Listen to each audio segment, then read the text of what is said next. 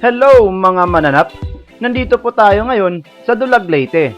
Ako nga po pala si Kuya Ronel at samahan niyo po ako mag-fishing. Dito ay may nakita akong magandang fishing spot, ngunit sa kasamaang palad ay wala akong nahuli maski isa. Kung makikita nyo naman, ang lalaki ng alon at ang ganda-ganda ng fishing spot na ito. Nasa gilid lang po tayo ng kalsada ng Dulag, Leyte. At balita ko, maraming nakakahuli rito ng iba't ibang klase ng isda.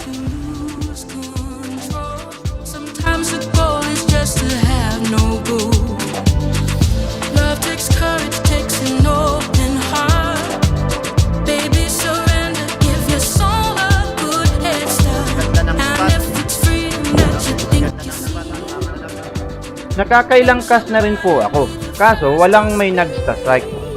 Kaya't napaupo na lang ako dyan.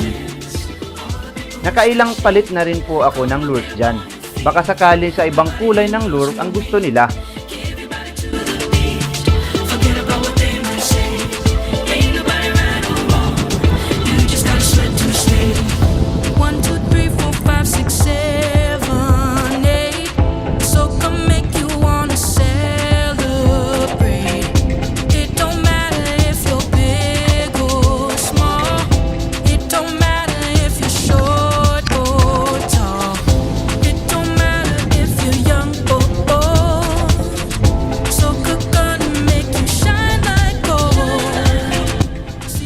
At mayroon akong nakitang nagpi-fishing din sa spot na ito. Kaya naman ay pinuntahan ko siya at nagtanong kung may huli na siya. Siya si Wally ng Dulag Anglers Club. At maswerte tayo dahil naka-fish on siya. Halika't panoorin natin mga mananap.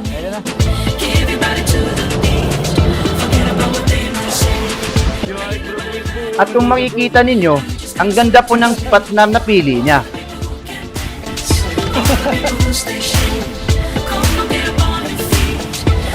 Ay, bro, kaya yung sinuspat Dulag Anglers.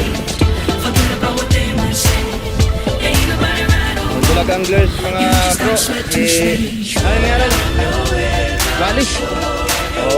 Wally, Dulag Anglers. Dami na tiyad ako. Ibad.